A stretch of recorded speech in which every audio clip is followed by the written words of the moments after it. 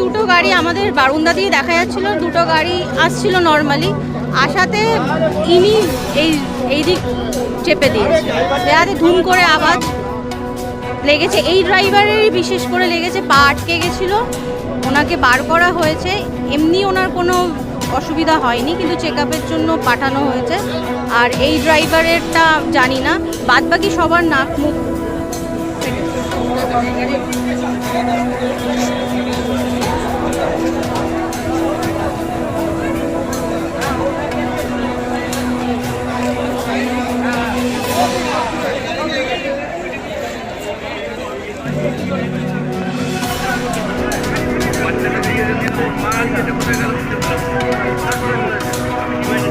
আর ইচ্ছা করে যার কাছে তো তারই যায় না।